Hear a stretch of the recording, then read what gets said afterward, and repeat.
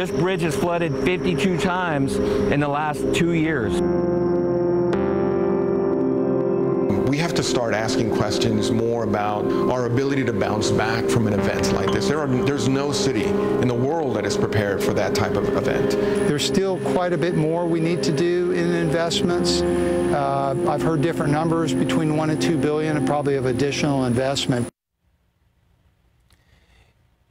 You are looking at a time-lapse map of what would happen if the Olmus Dam was overcome by Hurricane Harvey-like rains. It would have devastating effects for neighborhoods along the 281 and Broadway corridors, and that includes the University of the Incarnate Word, even as far south as the Pearl. These images released by the San Antonio River Authority, now the Center for Preparation Plans.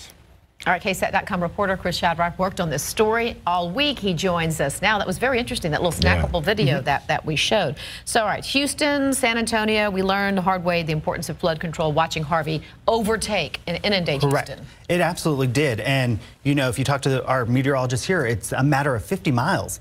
And San Antonio would have had a much different story. And so it is key that we be prepared, and just how much we have learned. Now, San Antonio has always kind of been doing flood control. Olmus Dam was built after a massive flood almost 100 years ago.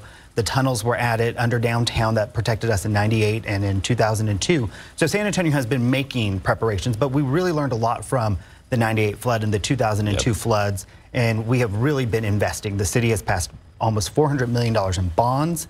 Bexar County and the local municipalities within the county have done about $500 million of investment in flood control and drainage projects. But as you just heard from the assistant general manager of SARA, we still probably need another $1 to $2 billion. That's a lot of money. Of investment to control flooding here. And if anybody remembers those floods of '98 and 2002, the devastation of neighborhoods just south of San Antonio was absolutely incredible. So they're doing this study. What do they recommend? Well, they definitely recommend more drainage projects to get the water moving. The good thing is there are a lot of differences between Houston and San Antonio. So the one thing that was talked about a lot is SARA doesn't worry about days of water kind of festering around our community. And it's more the quick, instant, all that coming at one time. It comes very quickly. So you could literally look at San Antonio from one day to the next and be hard-pressed to know if it really flooded, because the water will move that quickly. So it could rain and flood on a Tuesday, and if you're out there on Wednesday, the street's going to look dry, the houses will look dry. There's not going to be water to tell you that there was a massive flood. But where we're sitting right now, SARA's flood maps show we would flood. Seriously, here at KSAT. KSAT studio would flood. 1998, it was at the doorstep. It was at, I remember that. There was, and the parking lot, our parking lot was flooded. We had cars stalled in the street right at around St. Mary's. So, yeah, no, it can happen. All right, so how does development play a part in all of this? Well, and that is something that SARA has definitely looked at, and the River Authority says development does play a factor. They have seen that with more development, there have been more frequencies of flooding across the area. And if we just look at what we had a few weeks ago, we had 3 or 4 inches in one morning, and we had a high water rescue on Penn Road, and we saw how quickly that water very rapidly rose. And that is a perfect example of the type of flooding situation that they worry about here, is that it's going to rise very quickly. It'll catch people off guard, and that's really what is deadly for people, is, as opposed to a slow creep where the water rises and you have to evacuate and move. It's when you have very little to no warning. And I think should be a main point of emphasis is the difference between Houston and San Antonio, because you're going to get a lot of runoff,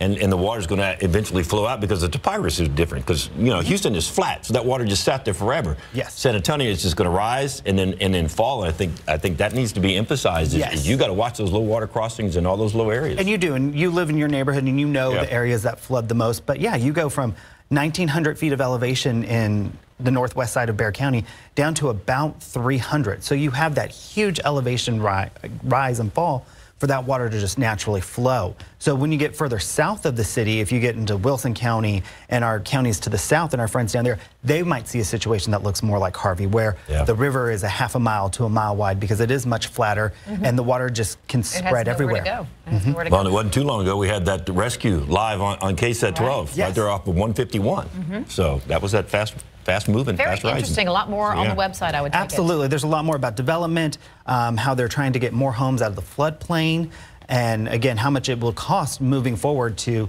kind of get the city to be able to bounce back. And it's from always Harvey. better to be prepared, even though you can't fully prepare, which is what we said, but you got to try, right? You got to try. Over $1 billion All right. they need. All right, thank Very you very much, interesting. Chris. Very You're welcome. Good job. Appreciate that. Appreciate that.